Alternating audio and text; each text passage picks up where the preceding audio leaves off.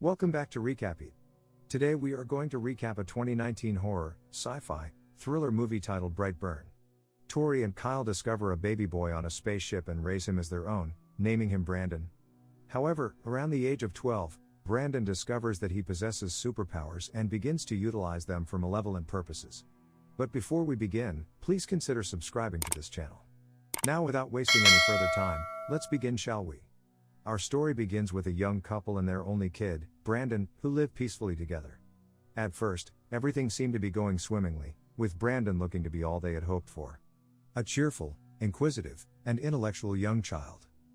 Brandon appears to be smarter than his classmates in the classroom. His jealous friends frequently bully him because of his high IQ level. However, there is a girl named Caitlin who constantly embraces him, and he falls in love with her. When the boy approaches 12, he begins to exhibit signs that he is different, and what appears to be a gift from heaven gradually turns out to be something horrific. Brandon sleepwalks to the barn and acts strangely after a spaceship transmits an alien message. He tries to open the cellar because he believes there is something concealed there, but his mother intervenes and takes him back to the home. Brandon begins to demonstrate superhuman abilities from that point forward.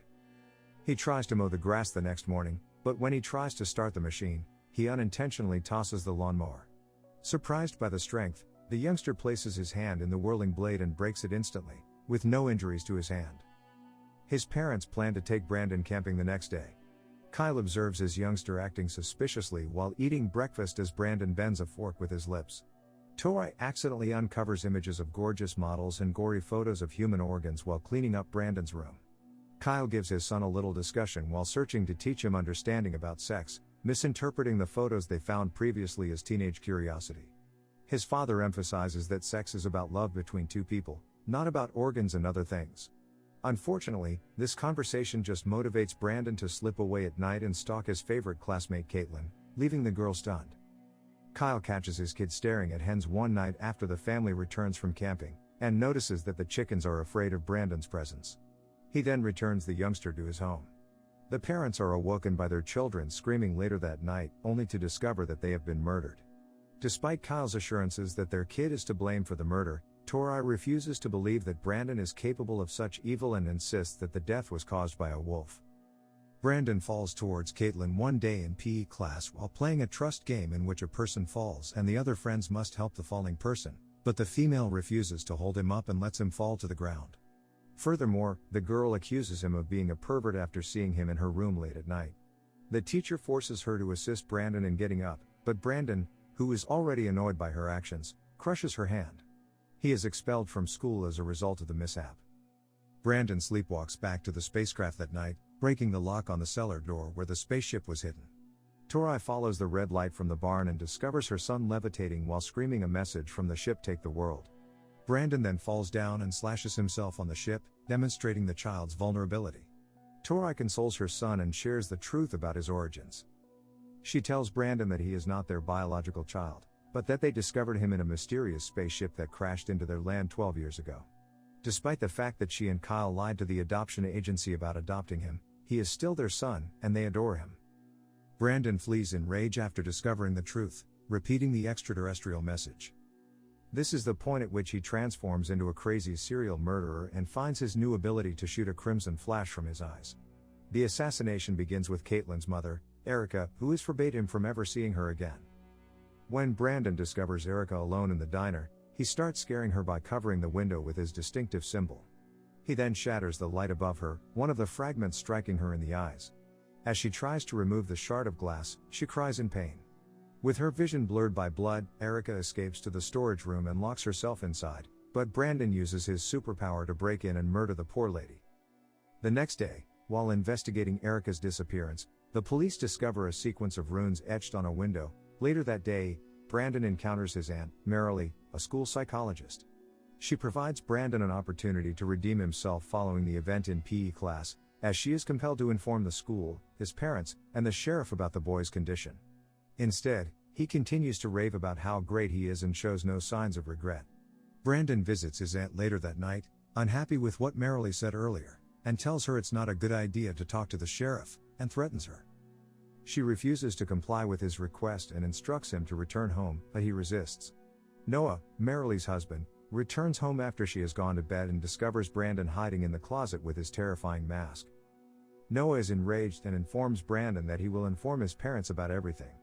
As a result, Brandon lashes out and uses his superpower to shove Noah away. Noah then tries to drive away, but Brandon raises his car and drops it to the ground, killing Noah in the process. Brandon writes his signature symbol with his uncle's blood before leaving, then returns home topless and tells his parents that his friend pulled his shirt off after school while playing football. Brandon, for whatever reason, refuses to let his parents take his shirt. Merrily phones Tori and Kyle at midnight to inform them of Noah's vehicle accident and to inform them that their child had been sneaking around in her house. Tori informs Brandon of Noah's death the next morning, but he exhibits little emotion. Brandon tells his parents that he would never hurt his own uncle, but Kyle accuses his son of lying. Brandon, enraged at his father's reaction, activates his power and violently slams him against the wall. Kyle then discovers his son's blood-stained shirt and presents it to Tori, but she refuses to believe Brandon is the person responsible for his uncle's killing. Knowing what his son will become in the future, Kyle arranges for a hunting trip with Brandon as a ruse to kill the boy in the woods. Kyle attempts to shoot Brandon in the head with his hunting rifle, but the execution fails as the bullet bounces off Brandon's head. Feeling betrayed by his own father, Brandon chases him down and kills him with his heat vision. The police officer examining Noah's case notices a resemblance between his case and Erica's disappearance. He then decides to pay a visit to Brandon's house and asks Tori if he can speak with him about the unusual sign he discovered earlier. Tori, on the other hand, claims that the child is not at home and tells the cops to leave. Tori discovers Brandon's notebook, which has drawings of his crimes as well as a message from him to take the world. Tori begins to believe her husband after seeing this and attempts to contact him. Brandon, on the other hand, answers the phone and says he's on his way to get her. Brandon flies home and begins to damage the house, despite Tori's request for assistance. In addition, he brutally murders the cops and his friend. Tori rushes to the barn, where she unintentionally discovers Erica's eviscerated body fastened to the wall. Arming herself with a fragment from the ship, she approaches her son and assures him that there is still good inside him, and emphasizes how much she loves him. She then tries to attack him, but Brandon anticipates this and prevents the stabbing. In revenge, Brandon launches Tori into the clouds and drops her to her death just as an airliner approaches.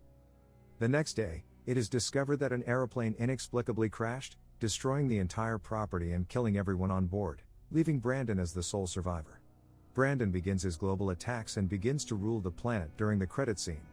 As the world learns of his crimes and his famed reputation as a dangerous force spreads, he is given a new moniker, Brightburn. And this is where the movie ends. I hope you enjoyed it. As always, until next time.